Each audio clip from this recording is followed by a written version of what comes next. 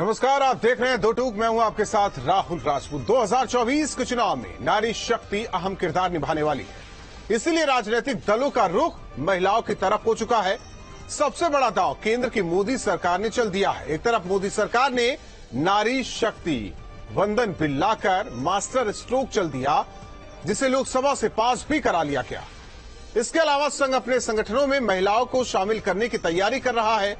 यानी साफ है कि आधी आबादी के जरिए केंद्र में एक बार फिर मोदी की सरकार बनाने के लिए सभी रणनीति पर काम किया जा रहा है, क्योंकि इससे पहले 2014 और 2019 के चुनाव में महिलाओं ने मोदी के चेहरे पर बढ़ चढ़कर वोट किया।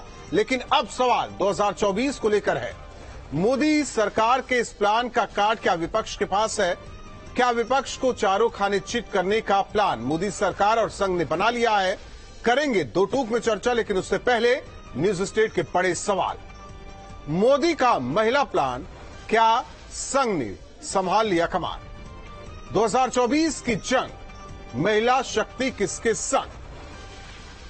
तो 2024 की जंग में महिला वोटर्स किसके संग होगी, ये भी देखने वाली बात होगी। नारी शक्ति से बीजेपी जीतेगी 2024 की जंग। इसके अलावा सवाल अहम है, नारी शक्ति का सम्मान संघ का क्या है नया प्लान? साथ ही साथ 2024 के चुनाव में नारी शक्ति को क्या बीजेपी भुना पाएगी 2014 और 19 की तरह? ये भी हम सवालों के साथ मेहमानों से चर्चा, लेकिन उससे पहले क्या कुछ बयान है वो आपको सुनवा। भारतीय जनता पार्टी ने संगठनात्मक ढांचे में पहले ही अन्य राजनीतिक दलों की तुलना में ज्यादा आनुपातिक प्रतिनिधित्व महिलाओं को दे रखा है। हम इस बात के हमेशा से पक्षधर हैं सैद्धांतिक तौर पर कि महिलाओं को आरक्षण मिलना चाहिए। समाजवादी पार्टी हमेशा महिलाओं की लड़ाई लड़ती आई है और सत्यता यह है कि भारतीय जनता पार्टी का जो संगठन है, अगर आप उसमें महिलाओं की भागीदारी देखें तो वो 14% के आसपास है, जबकि समाजवादी पार्टी वो पार्टी है जिसके संविधान को अगर आप पढ़ेंगे तो आप देखेंगे कि 60 से 70% जो संगठन में हमारी सीटें हैं वो महिलाओं के लिए, पिछड़ों के लिए, दलितों के लिए, अल्पसंख्यकों के लिए हम लोगों ने रिजर्व कर रखे। अभी इन्होंने ये तक नहीं बताया कि सेंसस कब कराएंगे, जो 2021 में होना चाहिए था। मुझे लगता है भारतीय जनता पार्टी ने सिर्फ एक और जुमला दिया है, सिर्फ जनता को गुमराह करने की एक कवायद है। तो जाहिर तौर पर इस पर सियासत भी हो रही है, तमाम चीजें बताई जा रही है कि एक छलावा है। जिस तरीके से मोदी सरकार ने महिलाओं को उनका अधिकार दिया है और ऐसे में संवैधानिक ढांचे में किस तरीके से फिट होगा, इस पर भी लगातार चर्चा की जा रही है। जिस तरह से लोकसभा में इस पर चर्चा की गई, तमाम राजनीतिक दलों के नुमाइंदे यानी कि सांसद इस बिल को लेकर चर्चा करते नजर आए। हालांकि हर एक सवाल का जवाब खुद बीजेपी सांसदों ने सदन में दिया, केंद्रीय मंत्री सभी ने जवाब दिया और वहीं दूसरी ओर खुशी का माहौल है। लेकिन सवाल कई तरीके के हैं, क्योंकि 2014-2019 में जिस तरीके से मोदी के अगुवाई में बीजेपी पार्टी भारी भरकम सीट लेकर आई और कहा जा रहा था कि आधी आबादी ने जोर शोर से बढ़ चढ़कर वोट दिया बीजेपी को, और इसी का नतीजा रहा कि 14 और 19 में मोदी के चेहरे पर वोट मिला और सरकार बनी। और खासकर 14 से 19 के बीच की बात की जाए तो जो योजनाएं हैं, चाहे वो उज्ज्वला योजना हो, प्रधानमंत्री आवास योजना हो या फिर जनधन खाता हो, और जिस तरीके से लगातार योजनाएं चलाई जा रही हैं, महिलाएं इससे आकर्षित हुई हैं मोदी की तरफ, सरकार की तरफ। और वजह यही रही कि जो साइलेंट वोटर अब तक देश में रहा है वो किस तरफ रुक कर जाता किसी भी चुनाव में किसी को नहीं पता। लेकिन ये कहा जा रहा है, जो राजनीतिक जानकार हैं वो कहते हैं कि 14 और 19 लोकसभा का चुनाव और 17 और 22 विधानसभा का चुनाव उत्तर प्रदेश में, कि ये साइलेंट वोटर बीजेपी की तरफ रुक कर गई हैं। हालांकि बिना जाति धार्मिक भेदभाव के लगातार वोट किया जा रहा है। जो कहा जाता रहा कि बीजेपी खास वर्ग की पार्टी रहे, इस मिथ को तोड़ा है महिलाओं ने, और इसी का नतीजा यह है कि अब 24 को लेकर एक बड़ी रणनीति कही जा रही है। जिस तरीके से महिलाओं का ख्याल लोकसभा में रखा गया और जो बिल सरकार लेकर आई उसे पास भी कराया गया, जिस तरीके से वोटिंग हुई, बंपर वोटिंग हुई, 454 वोट पक्ष में पड़े जबकि 2 वोट हालांकि खिलाफ पड़े। ऐसे में समझा जा सकता है कि हर एक दल इसे लेकर भले ही बयानबाजी करे, लेकिन इसके खिलाफ नहीं जा सकता। जो वोटिंग हुई उससे समझा जा सकता है लेकिन अब सवाल यह भी है कि एक तरफ संघ, जो कहा जाता रहा कि संघ के संगठनों में महिलाओं की भागीदारी नहीं है, और ऐसे में ये सवाल कि क्या अब भागीदारी बढ़ेगी, क्या जो महत्वपूर्ण कदम सरकार की तरफ से उठाए गए उसे घर घर तक पहुंचाने का काम संघ करेगी।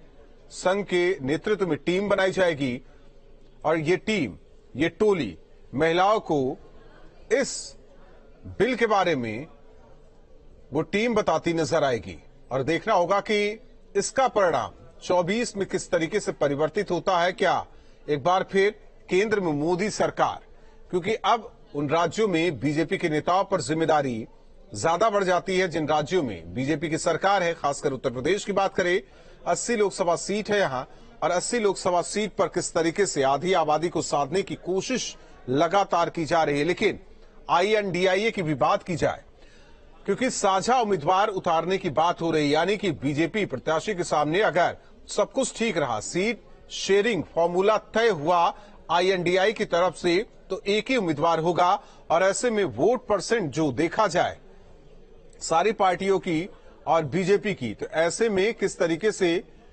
चीजें साफ हो पाएंगी।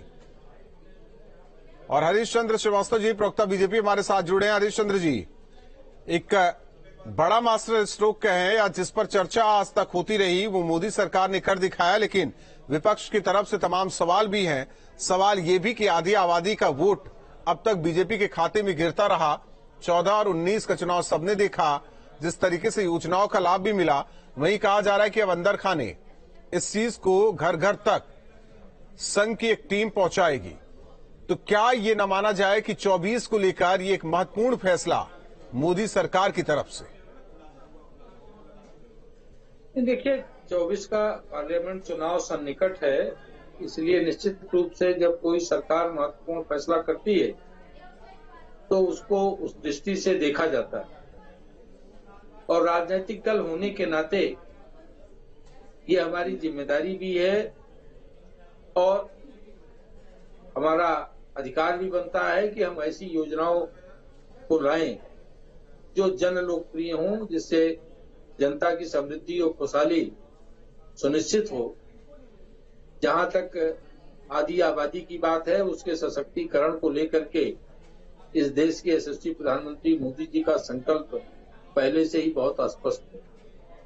चाहे वो जनधन खाता ला करके, या जो गरीबों को मकान दिए गए वो महिलाओं के नाम पे दिए गए,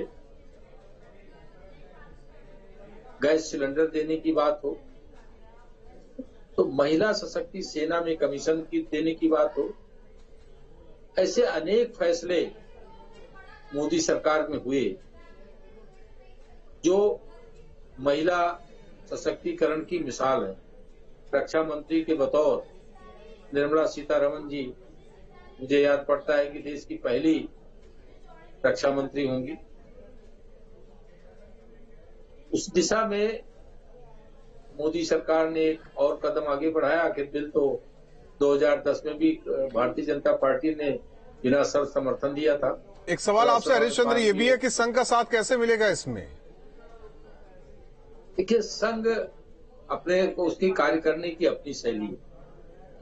भारतीय जनता पार्टी से उसका कोई उनकी कार्यशैली का, संघ विभिन्न विषयों पर अपनी राय रखता है और लोग उसका अनुगमन करते हैं, लेकिन संघ किसी कार्य योजना को या समाज में किस तरह से काम करता है, ये संघ का अपना निर्णय है।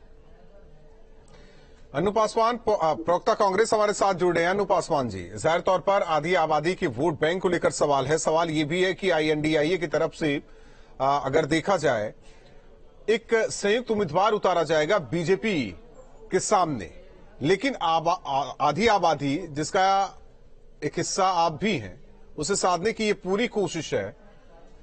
तस्वीर संसद से भी सामने आई कि किसी ने, ज्यादातर ने समर्थन किया, केवल 1-2 लोग रहे जो कि इसके खिलाफ रहे।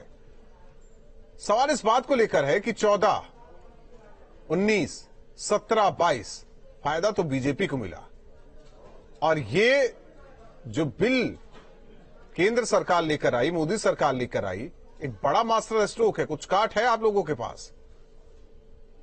सबसे पहले सभी देशवासियों को मेरा बहुत बहुत नमस्कार।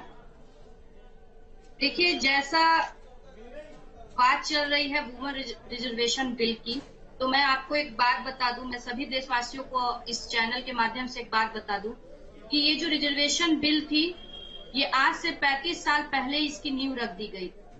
जब स्वर्गीय राजीव गांधी जी वहां प्रधानमंत्री थे, देश के प्रधानमंत्री थे, उसी समय उन्होंने 33% वोट रिजर्वेशन महिलाओं के लिए आरक्षित करने की बात कही थी।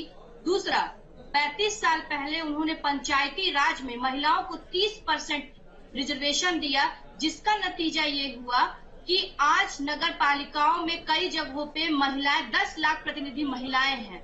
और सबसे बड़ी बात कि जो बीजेपी आज बहुत बड़ी महिला आरक्षण की पक्षधर बन रही है, मेरा इनसे एक प्रश्न है कि आज ये 2014 से सत्ता में है, मगर क्या अभी तक इनको महिला आरक्षण की बात नहीं समझ में आ रही थी? जबकि कई बार खुद हम लोग की जब आजादी के बाद 1992 में ये बात समझ में आई, तो 1992 के बाद अब ये बात समझ में आ रही, तो इस पर भी सवाल है। नहीं, सवाल नहीं है ये हमारा तो सवाल तो बहुत सारे सवाल पूछना तो संवैधानिक अधिकार है। हम तो इसका समर्थन भी करते हैं, मगर तो पहले हम और आप सवाल कर लें, सवाल जवाब कर लें। जब कुछ ऐसी हमने तो संशोधन की बात की, सबसे पहले हम जो इनसे प्रश्न पूछते हैं कि क्या बिना जनगणना के ये आरक्षण लागू कर पाएंगे? क्या जनगणना जो 2021 में होनी थी, तो जो अभी तक ये करवा नहीं पाए, तो क्या ये आरक्षण लागू होगा? ये हम हर बार की तरह जैसे पास हो गया वैसे लागू हो जाएगा। कैसे लागू होगा? जैसे पास हो गया वैसे लागू हो जाएगा। बिना जनगणना के अभी तो लोअर हाउस से पास हुआ, अभी तो लड़ाई आगे है। धर्मेंद्र यादव जी, प्रवक्ता समाजवादी पार्टी, जुड़ रहे हैं हमारे साथ। और दूसरा सबसे बड़ी बात ये, और अनिल दुबे जी, प्रवक्ता आरएलडी, जुड़ रहे हैं। आप दोनों मेहमानों का भी चर्चा में स्वागत है। धर्मेंद्र यादव जी, देखिए, आपने 33% आधी आबादी जिसे कभी वोटर समझा ही नहीं गया, एक मिनट अनु जी, जिसे वोटर कभी समझा ही नहीं गया, या कहें कि राजनीतिक पार्टियों की दिलचस्पी नहीं रही, बस वोट लेते रहे, योजनाएं बनाते रहे, देते भी रहे, लेकिन जो सामाजिक स्तर पर उन्हें जगह दी जानी चाहिए थी वो नहीं दी गई, ये है। लेकिन हो सकता है कि आप लोग ना माने, आज बीजेपी अगर जगह दे रही है तो गुरेज क्यों है, या फिर इसे यहां टाइमिंग पर भी सवाल उठाया जा सकता है। जी, मैं अनु जी आपसे नहीं, धर्मेंद्र यादव जी।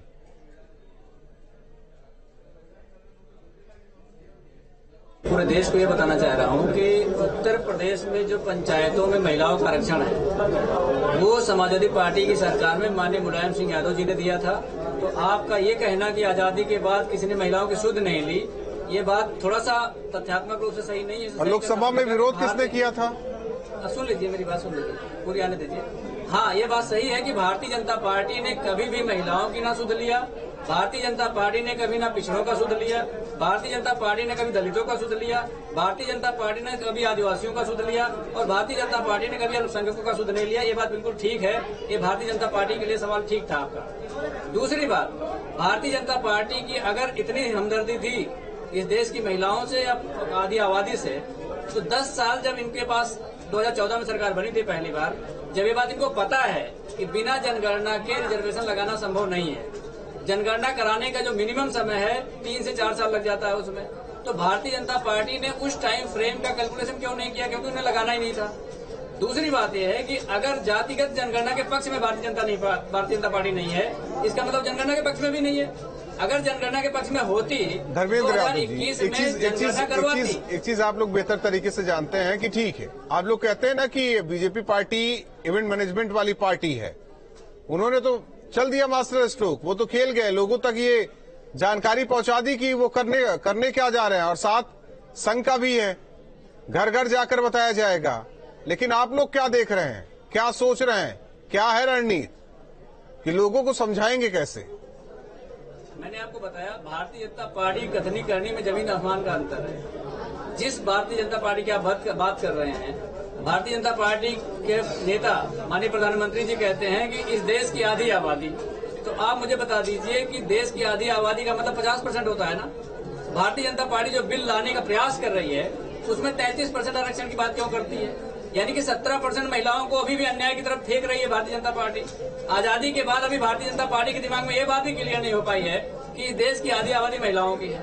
दूसरी बात, अगर आधी आबादी महिलाओं की है और उसको रिजर्वेशन देने की बात हो रही है उसका हम समर्थन करते हैं, लेकिन अगर आधी आबादी में पिछड़ी जाति की महिलाओं का अगर आरक्षण नहीं होगा, आरक्षण में भी आरक्षण, बिल्कुल पिछड़ी जाति की महिलाएं अगर आगे नहीं आएंगी, SC ST की महिलाएं अगर आगे नहीं आएंगी, आदिवासी महिलाएं आगे नहीं आएंगी, अल्पसंख्यक महिलाएं आगे नहीं आएंगी, तो जो 33% आरक्षण है उस आरक्षण में 85% लोग इससे मार्जिनाइज हो जाएंगे, इसका लाभ नहीं उठा पाएंगे। कैसे? तो भारतीय जनता जो पिछड़ी जाति की महिलाएं हैं, जो अल्पसंख्यक महिलाएं हैं, जो दलित महिलाएं हैं, जो आदिवासी महिलाएं हैं, उनकी जो आर्थिक स्थिति, देखिए रिजर्वेशन का जो मूल उद्देश्य है वो ये है कि सामाजिक असमानता को खत्म करने का काम रिजर्वेशन करता है। सामाजिक और आर्थिक रूप से पिछड़ा कौन है? या तो दलित है, या तो आदिवासी है, या तो पिछड़ा है, या अल्पसंख्यक है। इनकी संख्या बहुत ज्यादा है।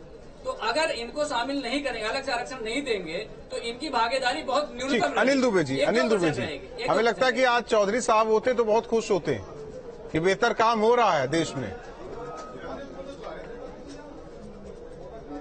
नहीं, देखिए राजपूत जी, सन 77 में इस देश के पूर्व प्रधानमंत्री चौधरी चरण सिंह जी ने कहा था कि महिलाओं को लोकसभा में और विधानसभा में आरक्षण मिलना चाहिए, और आज भारतीय जनता पार्टी ने ये कहा कि हम महिलाओं को आरक्षण देना चाहते हैं और उनके इस निर्णय का हम स्वागत करते हैं।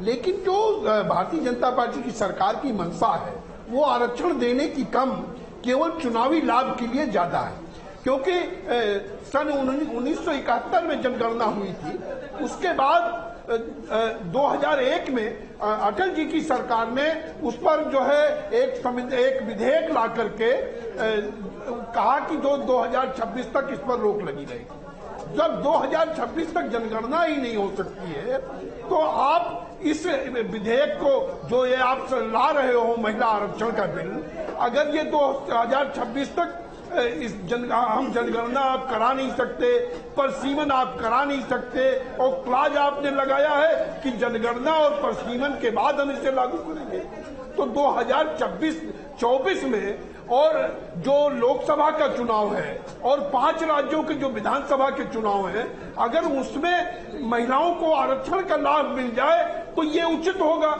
ये हमारी पार्टी की भी मांग है कि अगर आपकी मंशा साफ है, आप महिलाओं के बहुत हमदर्द बन रहे हैं। एक सवाल है, तो एक सवाल है, अगर मंशा साफ है आप लोगों की तो समर्थन क्यों किया गया? महिलाओं को आरक्षण मिल जाए, चाहे कांग्रेस हो, समाजवादी पार्टी हो सदन में, या नहीं, मेरा सवाल सीधा है कि अगर ये चुनावी लाभ है तो ये समर्थन क्यों किया गया? यह प्रोपेगेंडा है, समर्थन क्यों किया गया? या इसमें कोई छलावा है तो समर्थन क्यों किया गया? नहीं, छलावा भारतीय जनता पार्टी कर रही है। हम तो लोग समर्थन तो आप लोगों ने दिया ना, वोटिंग में सबने भाग लिया, उसमें आप लोग भी थे। तो हम कर रहे हैं। नहीं, हम सर दो चीजें होती हैं, हम समर्थन दो चीजें कर रहे हैं, नहीं, दो चीजें होती करेंगे। देखिए समर्थन, लेकिन सही सवाल उठ गया ना, साफ नहीं है। आपको ये तो समझना अब वो कैसे बताएं? भारतीय जनता पार्टी सीना चीर के दिखाए। हरीश चंद्र जी सीना चीर कर दिखाइए कि मंशा क्या है आपकी, लेकिन सवाल भी वाजिब है। नहीं, वो कब तक लागू करेंगे आप ये बताइए? 1 साल, 2 साल, 3 साल, 4 साल? हरीश जी ये बता दें कि भारतीय जनता पार्टी की सरकार कितने वर्षों में इसे लागू कर देगी, कितने वर्षों में इसे लागू कर देगी? हम ये मांग करते हैं कि 2024 में। हरीश जी आप मांग कर लीजिए, कल से लागू कर दें वो तो। हरीश जी,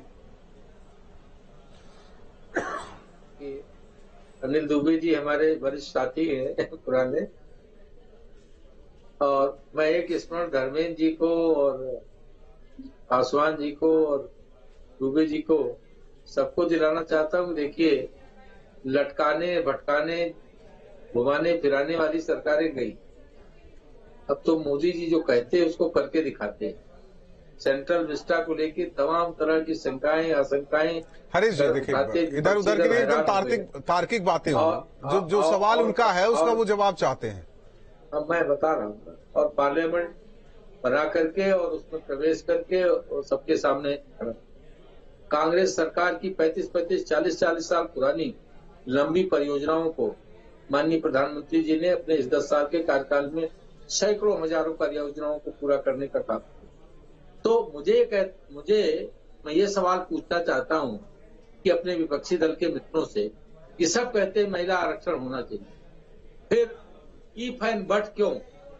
आप समर्थन दीजिए। आप अभी से एक शुभ कार्य के लिए आप चले हैं, एक अच्छी दिशा में आप चले हैं, अच्छी दिशा में एक कदम उठाया गया है, तो उसमें शंकाएं आशंकाएं इतना क्यों आप कर रहे हैं? आप भी पूरा समर्थन करके आप भी चुनावी लाभ लीजिए। कौन मना करता है कि आपको चुनावी लाभ आप मत लीजिए? आप ही समर्थन करके आप ही चुनावी लाभ लीजिए। आखिर जब 2010 में कांग्रेस की सरकार थी और भारतीय जनता पार्टी ने बिना शर्त समर्थन दिया था, तो कांग्रेस सरकार ने पास करा के क्यों नहीं? राज्यसभा में पास हो गया, लोकसभा में समाजवादी पार्टियां और राजद के विरोध के चलते उनको वापस लेना पड़ा। तो ये कहा जाता है कि चुनावी फायदे के लिए, भाई चुनावी फायदा आप भी लीजिए। किसने आपको मना कर दिया था कि आप चुनावी फायदा नहीं? दोहरी मानसिकता क्यों, अन्नू जी?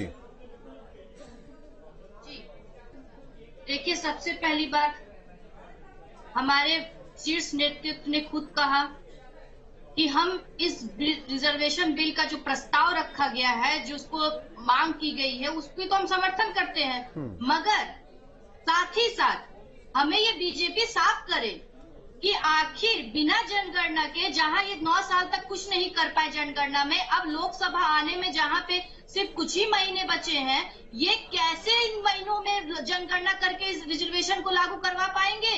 हमारा तो एक साफ सीधा सवाल है। आपके मुताबिक कौवा कान ले गया, कौवे के पीछे दौड़ पड़े, कान नहीं देखे। दूसरा चीज ये है, सवाल देखिए अन्नू जी, मैं जाहिर तौर पर ये समझना अन्नू महिलाओं के लिए कितना आरक्षण रखा है? अन्नू जी, ये तो हमारा सवाल है। अन्नू जी, वर्गीकृत आप लोग करते रहिए। समाज का वर्गीकरण तो हो ही रखा है, सब अपने अपना पुरोधा बने हुए हैं, उससे पार्टियां भी निकली, बहुत सारी चीजें, छोड़ दीजिए उसको। मेरा सवाल सीधा है, सवाल सीधा है अन्नू जी, सवाल सीधा है। अगर गलत है बीजेपी तो समर्थन क्यों? अगर समर्थन है तो सवाल क्यों? हमने बीजेपी का समर्थन नहीं किया, हमने इस बिल का समर्थन किया। साफ सीधी जो बात, आप मेरी बात समझने की पहले कोशिश करिए। बिल तो कई बार लाया गया, क्या पहली बार लाया गया? क्या सदन में पहली बार लाया गया? क्या बीजेपी इतना पक्षधर है आरक्षण के 2010 में जब ये बिल लोकसभा में लाया गया था, जहां राज्यसभा में तो कांग्रेस ने पास करवा दिया, मगर लोकसभा में विपक्षी पार्टी होने के नाते इन्होंने उसका विरोध क्यों किया? ये अब बीजेपी साफ करे अपनी मंशा। और दूसरी चीज, आप कह रहे हैं कि आरक्षण जो आप वर्गीकरण करते रहिए, ये वर्गीकरण हम नहीं कर रहे हैं, ये संविधान द्वारा हर जाति को ये अधिकार है और ये जानने का अधिकार है कि जो जाति आरक्षण मिल रहा है वो कैसे मिलेगा। 75 साल में, बताइए, आपने 75 साल में अभी आरक्षण खेल रहे हैं, आरक्षण खेल रहे हैं, तो ये तो कमियां आप लोगों की है, ये कमियां आप लोगों की है, सामाजिक कमी नहीं है, छोड़ दीजिए उसे। कोई खेल है ही नहीं, आरक्षण एक अधिकार है, आरक्षण एक राजनीतिक। आप पढ़े कब से कब तक था, कब तक बढ़ाया जाएगा? आप छोड़ दीजिए उसको, पढ़िए आगे, छोड़ दीजिए। आपके कहने से नहीं होगा ना। अनुपम मिश्रा वरिष्ठ पत्रकार हमारे साथ जुड़े हैं। अनुपम मिश्रा जी, देखिए, समर्थन आज सबने किया, आपने सब देखा। समर्थन है तो सवाल क्यों? अगर सवाल है तो समर्थन क्यों? सवाल इस बात को लेकर क्या वाकई चुनाव को देखते हुए बीजेपी ये सब कर रही है? और आखिर इसमें इफ और बट की कहानी कहां से आ रही है? देखें, इसमें तो दो राय नहीं है कि भारतीय जनता पार्टी द्वारा इस समय बिल का लाया जाना कहीं ना कहीं चुनाव से रिलेटेड है। आप जिस समय बिल ला रहे हैं और ये जानते हुए ला रहे हैं कि 2024 में वो लागू नहीं हो सकता, आप बहुत जल्दी भी करेंगे तो वो 2029 में लागू होगा। ऐसे में 9.5 साल बाद आपके पास क्लियर मेजॉरिटी थी। अगर आप बिल लेके आए इस समय तो डेफिनेटली आपकी नजर चुनाव पर है, पर वो पॉलिटिशियन ही क्या जिसकी नजर चुनाव पे ना हो? आज हमने सोनिया जी को, मल्लिकार्जुन खड़गे को, अधीर रंजन चौधरी को, सबको हिंदी में भाषण देते सुना संसद में, तो वो भी तो चुनाव के मद्देनजर वो हिंदी बेल्ट की बात हो रही है। आप कुछ दिनों बाद चुनाव है। आज हमने देखा जिस कांग्रेस ने निकाय चुनावों में ओबीसी रिजर्वेशन नहीं दिया, जिस कांग्रेस ने महिला आरक्षण के ओरिजिनल ड्राफ्ट में रिजर्वेशन नहीं दिया, वो आज रिजर्वेशन के लड़ी, वो भी चुनाव के लिए। तो इसमें दो राय नहीं है कि वो बिल अपनी जगह और राजनीति अपनी जगह, और चाहे वो पक्ष हो विपक्ष हो सरकार हो, हर तरफ से राजनीति इसमें आपको देखने में आ रही है। अब मैं समझता हूँ भारतीय जनता पार्टी ने एक गैम्बल किया है, एक बड़ा रिस्क लिया है, क्योंकि प्रधानमंत्री मोदी वो शख्स है जो भाजपा को ऊपर से सवर्ण का ठप्पा हटा के उस पे ओबीसी प्रधानमंत्री और ओबीसी के बीच में ले गए, शहर से निकाल के गांवों में ले गए। अब ऐसे में क्या उनको इस बात का पूरा अंदाजा था कि उनके ऊपर ये एक बहस होगी कि साहब आपने इसमें ओबीसी आरक्षण क्यों नहीं दिया। लेकिन ध्यान दें कि केवल 2 वोट विरोध में पड़े, और वो दोनों ही वोट एमआईएम के थे, जिनको शायद काउंट करना इसलिए उचित नहीं होगा क्योंकि वो धर्म के आधार पर आरक्षण मांग रहे थे। ओबीसी आरक्षण, दलित आरक्षण करने वाले, आदिवासी आरक्षण की बात करने वाले एक भी पार्टी और एक भी सांसद ने, एक भी शख्स ने बिल के खिलाफ वोट नहीं दिया। धर्मेंद्र यादव जी, बीजेपी के प्रवक्ता कह रहे हैं मोदी है तो मुमकिन है, इंतजार कीजिए। राहुल जी, अगर मुमकिन है तो मुझे लगता है कि भारतीय जनता पार्टी के प्रवक्ता हरीश जी बैठे हुए हैं, वरिष्ठ प्रवक्ता हैं, वो ये बात बता सकते हैं कि परिसीमन में कितना समय लगता है। जनगणना की मंशा भारतीय जनता पार्टी की है नहीं। अगर पूरी आधी आबादी को रिजर्वेशन देने की बात है तो भारतीय जनता पार्टी ने ड्राफ्ट में क्यों लोकसभा और विधानसभा ही शामिल किया, राज्यसभा और विधान परिषद को शामिल क्यों नहीं किया? क्या वहां से महिलाओं को हटाने का प्रयास कर रही भारतीय जनता पार्टी? दोबारा मैं इस बात को दोहरा रहा हूं कि भारतीय जनता पार्टी अगर पिछड़ी जाति की महिलाओं को आगे नहीं लाना चाहती, वो अपनी मंशा साफ करे। दलित महिलाओं को नहीं लाना चाहती, अपनी मंशा साफ करे। आदिवासी महिलाओं को नहीं लाना चाहती, अपनी मंशा साफ करे। और अल्पसंख्यक की महिलाओं को नहीं लाना चाहती, अपनी मंशा साफ कर दे। आधी आबादी जो आप कह रहे हैं, उस आधी आबादी का 85% जो महिलाएं हैं वो इन 4 कैटेगरी से आती हैं। तो उस पर भारतीय जनता पार्टी की क्या मंशा है? दूसरी बात, अगर भारतीय जनता पार्टी चाहती है कि महिलाओं को आरक्षण का लाभ मिले, तो मैं कहता हूं कि जो 4 राज्यों में चुनाव है, आप तैयारी करिए, संसद को रात में बुलाइए, उसके बाद आप जनगणना करा दीजिए 3-4 महीने के भीतर, आप अगले चुनाव में ही लागू कर दीजिए। तो भारतीय जनता पार्टी को लागू करने की मंशा होती तो जो 9 सालों से कुछ नहीं किए महिलाओं के लिए, वो आगे 2 महीने। ठीक है, आप लोगों को तो मुद्दा मिल गया ना महिलाओं को समझाने के लिए कि शिगुफा छोड़ रहे हैं, आप हमें वोट कीजिए, हमारी सरकार बनाइए, हम लाएंगे, INDIA की सरकार बनाइए, हम करेंगे। B.J.P के प्रवक्ता बता दें कि क्या भारतीय जनता पार्टी महिला का आरक्षण लागू करने के लिए सीरियस है? नहीं, मेरा सवाल आपसे है धर्मेंद्र यादव जी कि आप तो जाइए ना, घूम घूम कर लोगों को बताइए कि शिगुफा छोड़ रहे हैं ये मोदी साहब, बीजेपी वाले, आप हमें वोट कीजिए, हमारी सरकार बनेगी, INDIA वाली, उसमें हमारी सरकार बनेगी तो हम लाएंगे एकदम पूर्ण रूप से, सब कुछ करवाएंगे। आप समझाएंगे क्या लोगों को?